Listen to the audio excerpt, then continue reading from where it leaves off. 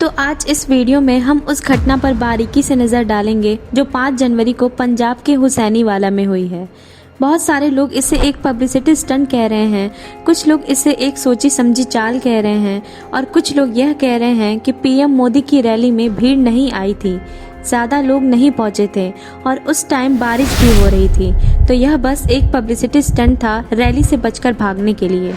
आने वाले कुछ मिनट में आपको सारी बातें क्लियर हो जाएंगी कि यह क्या था और क्यों था और क्या होने वाला था जो होते होते रह गया।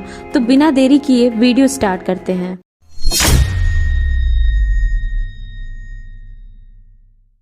तो होम मिनिस्टर की अगर ऑफिशियल स्टेटमेंट की माने तो प्रधानमंत्री नरेंद्र मोदी जी सुबह भटिंडा एयरपोर्ट पे उतरते हैं। वहाँ से उन्हें नेशनल मार्टियर्स मेमोरियल तक हेलीकॉप्टर से जाना था, पर वेदर कंडीशन सही ना होने के कारण और लो विजिबिलिटी के कारण प्रधानमंत्री नरेंद्र मोदी जी विया रोड जाने का डिसीजन लेते हैं। इसके बाद एसपीजी स्पेशल प्रोटेक्शन ग्रुप के सारे ज़रूरी प्रोसीजर को फॉलो करते हैं और फिर पंजाब के डीजीपी जो नेसेसरी सिक्योरिटी अरेंजमेंट करते हैं कि मोदी जी का काफिला एक फ्लाईओवर के पास था और वहाँ पर हमारे कुछ किसान भाई बैठकर किसानी कर रहे होते हैं। आई एम सॉरी, मेरा मतलब है प्रोटेस्ट कर रहे होते हैं। 15-20 मिनट तक मोदी जी की कार और मोदी जी का वह पूरा काफिला वहीं पर खड़ा रहता है फ्लाईओवर पर और फिर वह रिटर्न चले जाते हैं वहां से भटिंडा एयरपोर्ट की तरफ। वहां पे वह एयरपोर्ट ऑफिशियल से व्यंग्यात्मक तरीके से यह कहते हैं कि अपने चीफ मिनिस्टर को मेरी तरफ से थैंक्स बोलना कि मैं जिंदा वापस बचकर आ गया। अब हम आपके सामने कुछ फैक्ट रखेंगे, उसके बाद आपको कुछ सारी बातें क्लियर हो जाएंगी कि यह प्री प्लान था या नहीं। पीएम मोदी ने अपना रूट चेंज कर लिया है और रूट मैप और इस बात की जानकारी केवल और केवल पंजाब सरकार को और पंजाब के डीजीपी के पास थी। फिर पीएम मोदी किस रास्ते से आने वाले हैं, इस बात की जानकारी आंदोलनकारियों तक कैसे पहुंच गई।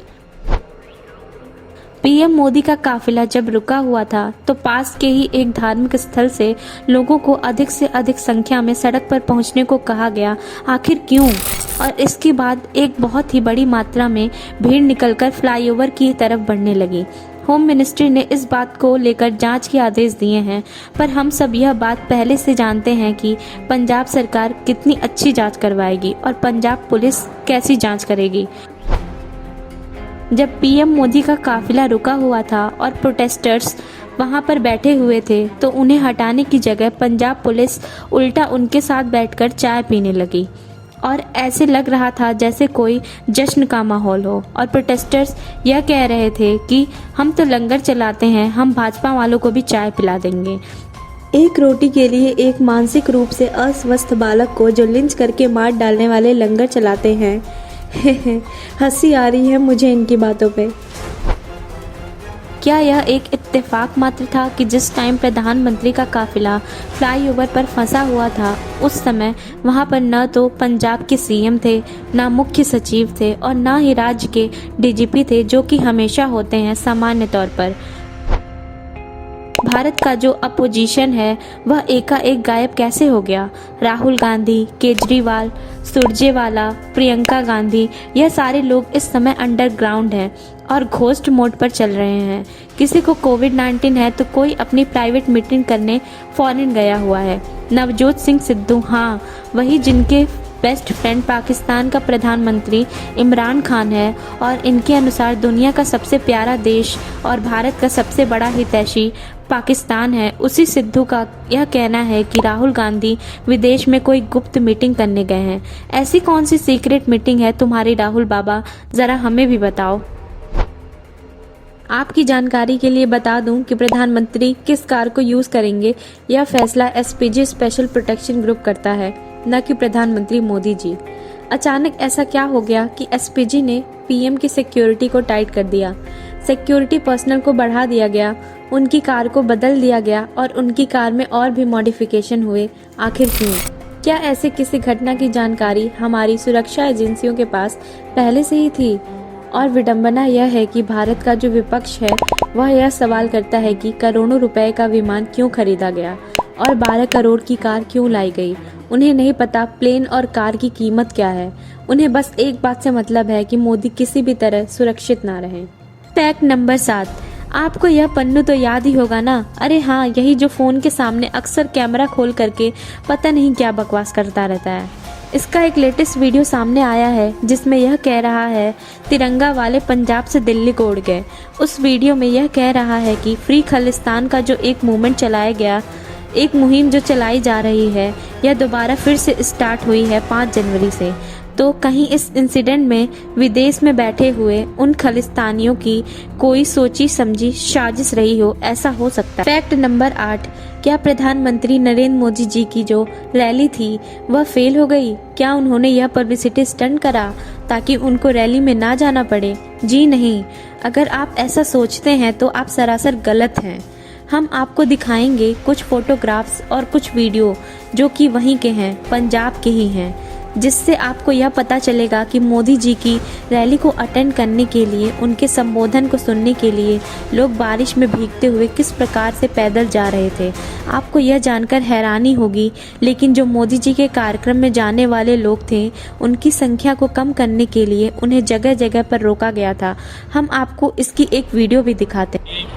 पंजाब प्रशासन है मोदी जी की रैली में जाने के लिए, तो पंजाब प्रशासन, पंजाब पुलिस रोक रही है मोदी जी की। ये देखो सारी बसें हैं, इतनी बसें हैं जो मोदी जी की रैली में जाने के लिए तैयार है, लेकिन प्रशासन रोक रहा है। ये पंजाब सरकार जानबूझकर इस रैली को रोकने का काम कर रही है।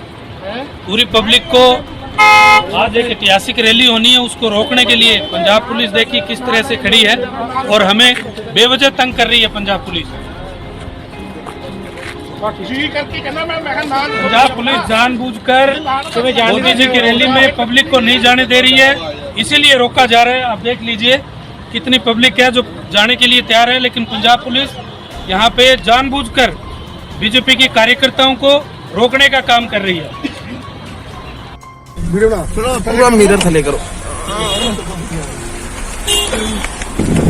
देखो जी, मोदी जी के कार्यक्रम दे विच पब्लिक का रुझाव एनी बारिश के दौरान भी जनसमूह देखो जी, जनसमूह देखो हुमा के आया हुआ है।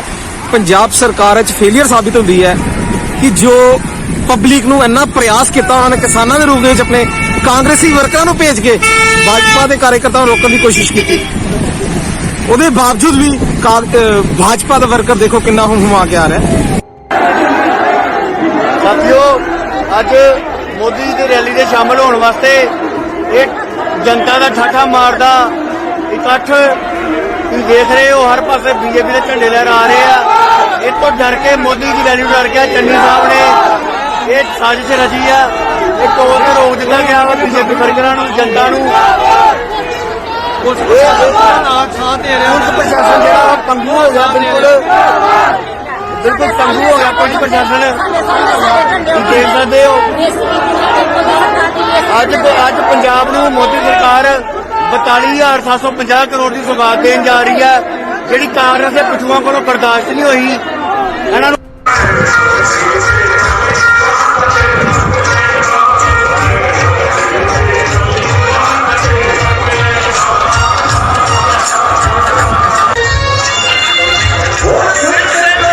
अभी आपने देखा कि किस प्रकार से लोगों को रोका जा रहा था।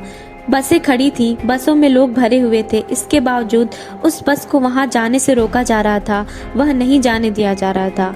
लेकिन इन सब के बावजूद भी लोग बारिश में भीगते हुए पैदल ही उस जगह पर मोदी जी को सुनने के लिए पहुंच गए।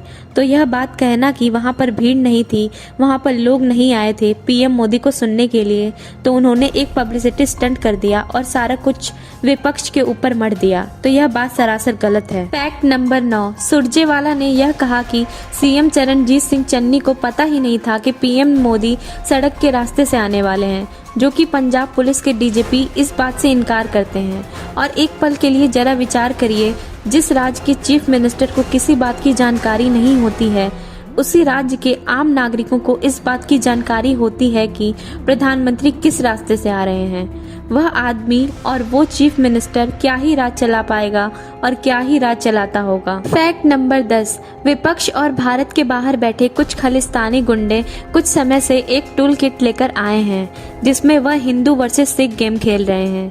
क्या आपको यह सब कुछ नॉर्मल लगता है?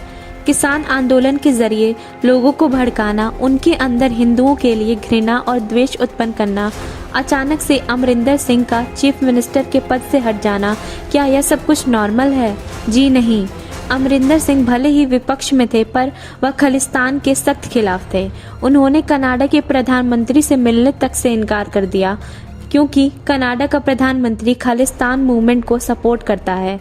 नतीजा यह हुआ कि कैप्टन अमरिंदर सिंह अब कांग्रेस में नहीं है, और जैसे ही चीफ मिनिस्टर चरणजीत सिंह चन्नी को बनाया जाता है, फिर मोदी जी एक दिन अचानक से सामने आकर फार्म बिल वापस लेकर विपक्ष की और खालिस्तानियों की हिंदू वर्सेस सिख वाले प्रोपेगेंडा को अचानक से खत्म कर देते हैं, फुल स्टॉप लगा देते हैं। फिर एक के बाद एक हिंदुओं को लिंच करके मारने की खबर सामने आने लगी।